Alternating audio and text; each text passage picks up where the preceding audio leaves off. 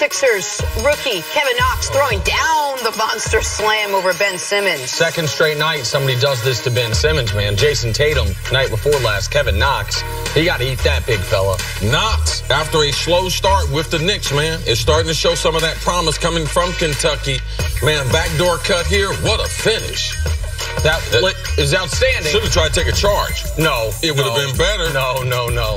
Cavs Nets. Somebody finally put Jared Allen on a poster. Marquise Chris with the tomahawk. All right, let's watch this again. Marquise Chris bounce around the league. Our guy Jared Allen. Listen, this is gonna happen when you're the best dunk blocker in the league. Sometimes you can come up snake eyes. Went for it, Marquise Chris. Oh, he got a good piece of that one. Too much force. The basics, though, Nick. You got to be a triple threat. Oh, yeah. Pump fake. Let's get him up. And I'm coming down with this card of the Tom Amansky for basketball. Clippers and Suns. Kelly Oubre throwing down an aggressive dunk over Ivica Zubac.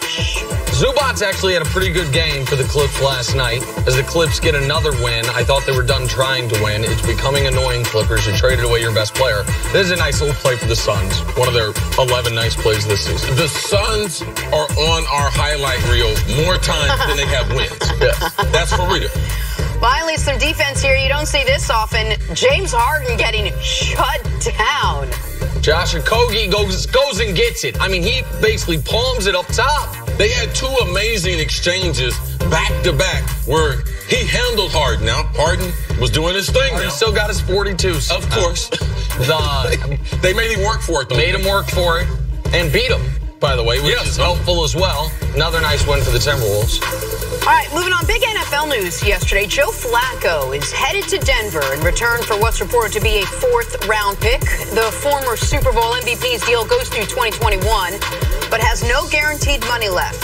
Flacco was the odd man out in Baltimore this season when the Ravens turned to Lamar Jackson. So John Elway bringing in yet another quarterback in what has become a carousel of mediocrity at the position.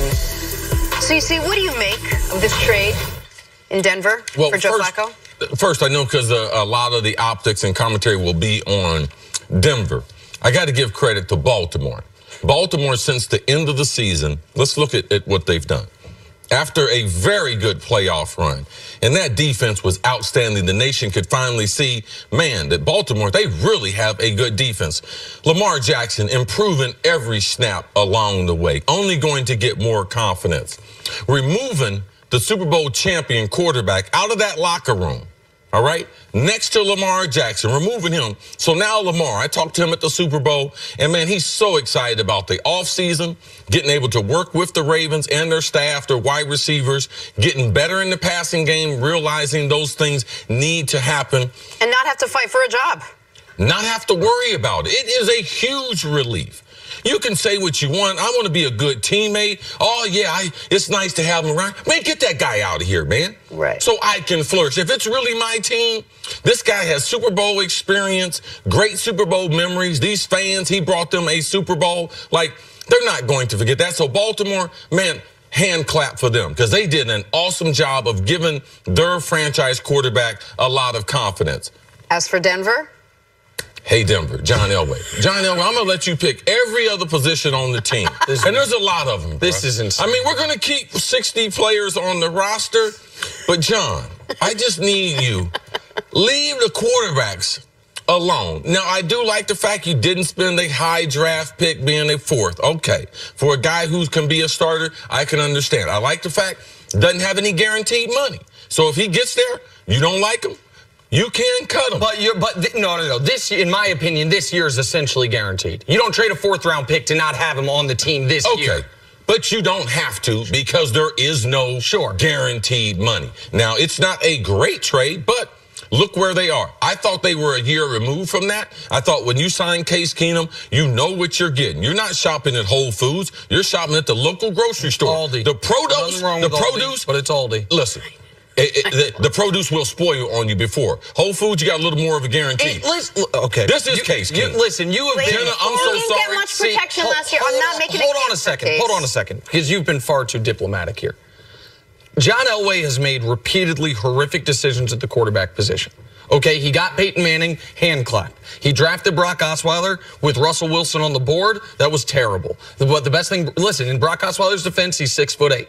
He then tried to give Brock Osweiler $15 million a year after seeing him play, got bailed out by the Texans giving him more. He then doubled down on that by trading up for Paxton Lynch. Paxton Lynch never played any quality snaps in the NFL, but in his defense, he's 6'5". And now you trade a 4th-round pick for Joe Flacco, who has been the worst starting quarterback in the NFL for the last 5 years. But in his defense, he's 6'6". Okay, like this is, you sign Case Keenum to a deal that is sticky to get out of after 1 year. Case Keenum is exactly who Case Keenum had been every year of his career, except for the outlier year in Minnesota, and you decide that's not good enough. So here's the guy you trade. By the way, Joe, you had to rush to the market for Joe Flacco. Okay, that's this playoff run that got him his contract. That's everything since the playoff run. The years and years of starting. By the way, you see those numbers in yellow, the yards per pass, touchdown reception ratio, passer rating? That represents dead last in the NFL in every single category. He's terrible. And contrary to what some people would tell you, being a Super Bowl winning quarterback, it's not like a power up in a video game where in some big spot you can all of a sudden activate a magical shield. Like, well, hey, it's a big playoff game. Activate that Super Bowl winning quarterback power that you've been saving on. It does nothing for you. Steve Young's a Super Bowl winning quarterback. I wouldn't want him on my team in 2019 either. This is ridiculous. It's a terrible move that you didn't have to make. And by the way, on the bright side, you know how many teams in the NFL will have more cap space allocated to their quarterback this year than the Denver Broncos? Only the New Orleans Saints. The Broncos will have the second most expensive quarterback room because you're paying $10 million to Case on the cap not to play, $19 million to Flacco to try to play, and whoever your backup's going to be. If I'm a Broncos fan, I'm so angry. What were they afraid of? That he's going to get cut and there's going to be a rush to give him a multi-year deal? If he's cut, what does he sign for? 1 year, $12 million, and you don't give up a pick? I don't get it. I don't get it. What do you think John Elway thinks he's getting out of Joe Flacco? A tall guy. I think he's going to try to resurrect a deep passing game.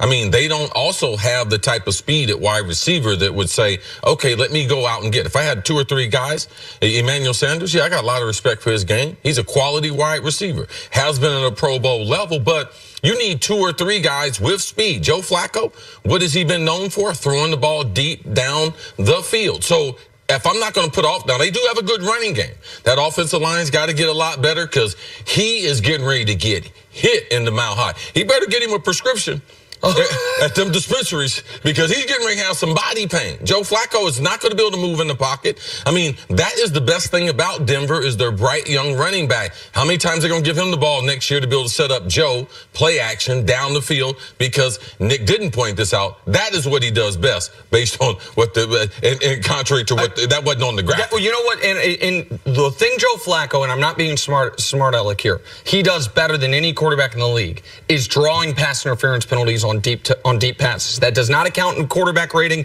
You don't get credit for that. Maybe you should. The Ravens are always one of the best, or had been, at the 60-yard pass interference penalty. And the reason why is typically he has a little more arc on the football, so the defensive backs, the timing of it is not necessarily there. They're used to the ball arriving a little early, so in drawing contact with the wide receiver, that's it's not a skill. Right. It's just how Joe throws, and he throws it deep. But Jenna, to your point, I know you were kind of joking when you brought up Case. Listen, the Broncos' 2 best offensive linemen got hurt last year. They traded away Demaryius Thomas. Emmanuel Sanders missed time.